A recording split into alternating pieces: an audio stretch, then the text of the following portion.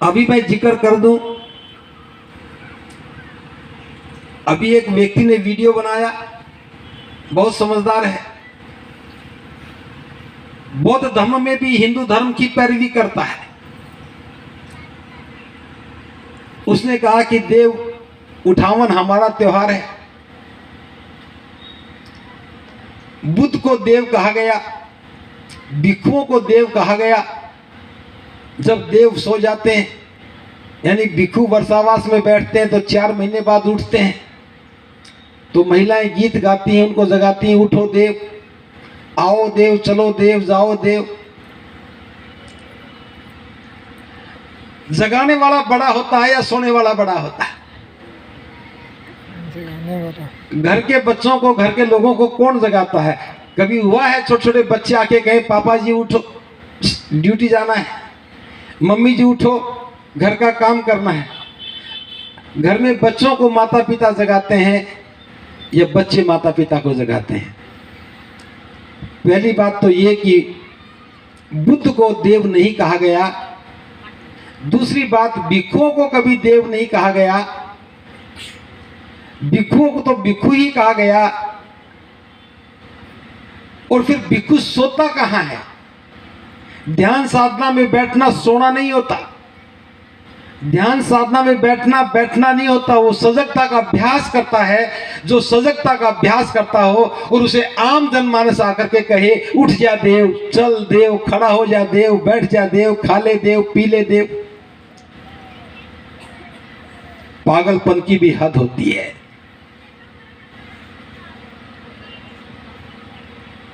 बाबा साहब ने एक जिम्मेदारी दी, महाकारुणिक बुद्ध ने लोगों को जगाने की जिम्मेदारी दी कि भिक्षुओं जाओ, लोगों को जगाओ, भिक्षुओं जाओ, लोगों का कल्याण करो, चारों दिशाओं में फैल जाओ। कार्तिक मास की पूर्णिमा के दिन पहली बार 60 भिक्षु जो पूरा प्रशिक्षण ले चुके थे, बुद्ध ने उनको कहा कि चरत भिक्षवे चारिकम बहुजनिताय बहुजन सुखाय लोकानुकंपाय। हे भिक्षुओं जाओ, चारिका करो, चलते रहो लोगों के कल्याण के लिए, बहुजनों के हित के लिए, बहुजनों के उत्साह के लिए। और भिक्षु चल पड़े लोगों के कल्याण के लिए। और यहां क्या कह रहे हैं? उठ देव, बैठ देव, आ देव, जा देव। भिक्षु कल्याण के लिए निकला।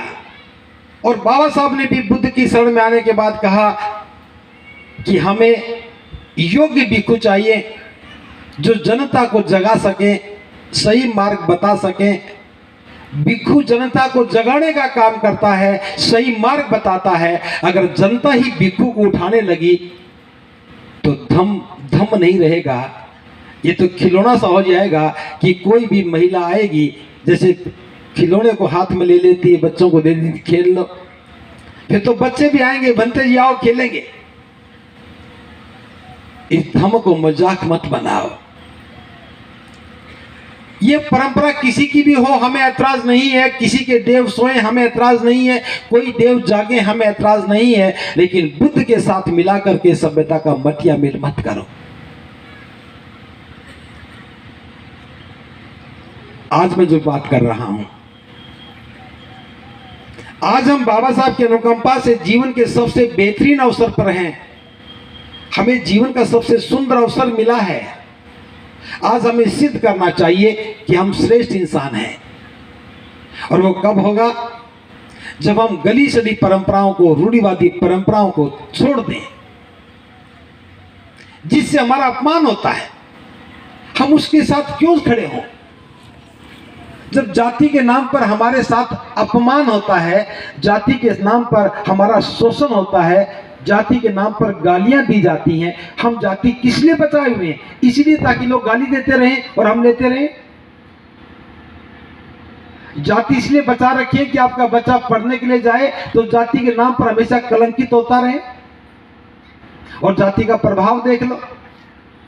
इस देश में राष्ट्रपति बनना आसान है क्योंकि बाबा साहब का संविधान राष्ट्रपति बनने का अवसर देता है। लेकिन राष्ट्रपति बनने के बाद उसका शुद्धिकरण करता है। कौन है वो मानसिकता? क्या हमें प्रतिकार नहीं करना चाहिए? इस प्रदेश का मुख्यमंत्री बनना आसान है, और मुख्यमंत्री बनने के बाद जब दूसरा मुख्यमंत्री आता है तो कुर्सी को गंगा जल से धुलवाता है, और हम लोग देखते रहते हैं, हम लोग मुस्कुराते हैं, ताकि वो अपमान करते रहें और हम अपमानित होते रहें। तो हमें क्या करना चाहिए? हमें एक फैसला करना चाहिए। पहली बात तो हमें अपने घर में आना चाहिए, और हमारा घर है बुद्ध की शरण। बाबा साहब ने हमें बता दिया कि हमें बौद्ध बनना चाहिए। बाबा साहब दुनिया के महानतम विद्वान थे। सबसे बड़ा अनुभव उनका था। अपने पूरे ज्ञान की साधना के साथ और जीवन के अनुभव के साथ बाबा साहब ने तय किया कि मुझे इस अपमान का, शोषण का, अत्याचार का जीवन नहीं जीना, मुझे स्वाभिमान का जीवन जीना है। तो बाबा साहब ने क्या किया?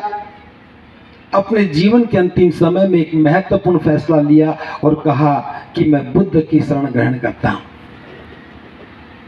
बाबा साहब 14 अक्टूबर 1956 को बौद्ध बने। यह बाबा साहब के जीवन का अंतिम फैसला था, और इसके बाद बाबा साहब ने हमें भी बौद्ध बनने के लिए कहा। उस समय लगभग 14 लाख लोग मौजूद थे, वो सब के सब बौद्ध बन गए। अब विषय सिर्फ इतना सा है, जब हम बाबा साहब को मानते हैं, बाबा साहब हमारे आदर्श हैं, हमारे मसीहा हैं, तो फिर हम किसके इंतजार में बैठे हैं कि हम बौद्ध बने या ना बने? जो बाबा साहब के जीवन का अंतिम फैसला था, क्या वो हमारे जीवन का पहला फैसला नहीं होना चाहिए था? क्या नहीं होना चाहिए था? अगर होना चाहिए था तो मैं तो कहूंगा, मूर्ति भले बाद में लगा लेना, पार्क भले ही बाद में बना लेना, जयंती चाहे 2 साल बाद बना लेना, पहले तो बाबा साहब की बात को समझने की कोशिश करो। इस भेदभाव की व्यवस्था से बाहर निकल करके बौद्ध बन करके भाईचारे की बात करो, समानता की बात करो, बंधुता की बात करो, और इस बात को स्वीकार करो कि सभी इंसान बराबर हैं, कोई छोटा बड़ा नहीं है। जाति के नाम पर किसी को छोटा बताना और जाति के नाम पर किसी के साथ भेदभाव करना अपराध है। भारत का संविधान इस अपराध करने की किसी को इजाजत नहीं देता है। लेकिन जब आप जाति की बात करते हैं, जब आप स्वयं जाति का समर्थन करते हैं, जब आप लोग जाति के आधार पर अपने दूसरे भाइयों को छोटा बड़ा मानते हैं, तो मेरी बात को ध्यान से सुन लो, यह अपराध है।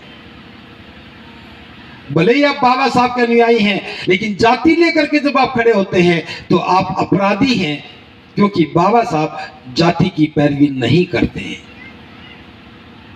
क्या करना चाहिए?